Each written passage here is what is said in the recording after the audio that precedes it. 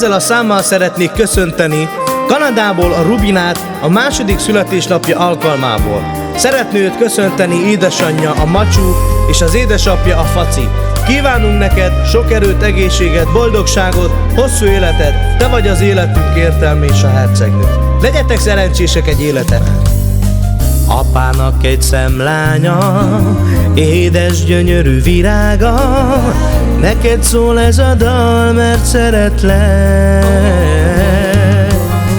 Drága pici kislányom, te vagy a legszebb a világon, szívemnek gyönyörű napsugara.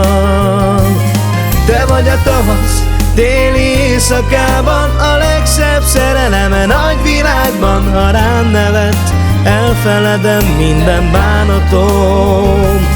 Te vagy a szivárvány viharos életemben, bárki mondaná, hogy semmim sincsen, azt felelném, hogy Rubina mindenem.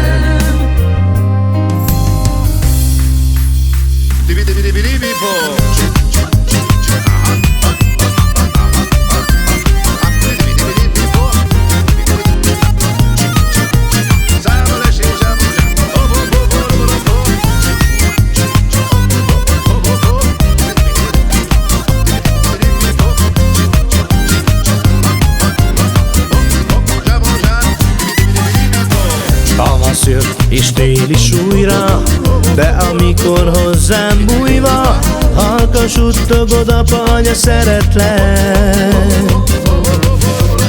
Drága pici kislányom, te vagy a legszebb a világon, szívemnek gyönyörű napsugara.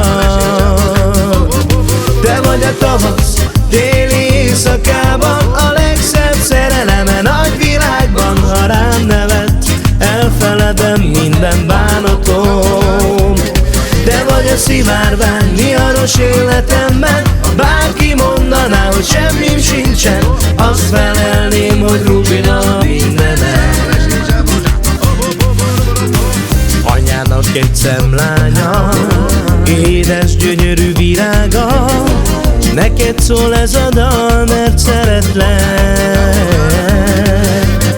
Drága pici kislányom, te vagy a legszebb a világon, szívemnek gyönyörű napsugara.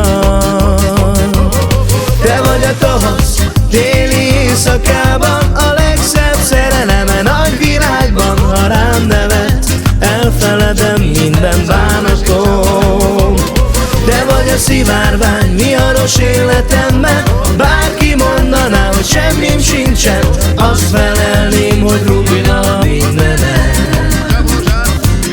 Te vagy a tavasz téli éjszakában, a legszebb szereleme nagy világban. Ha rám nevet, elfeledem minden bánatom.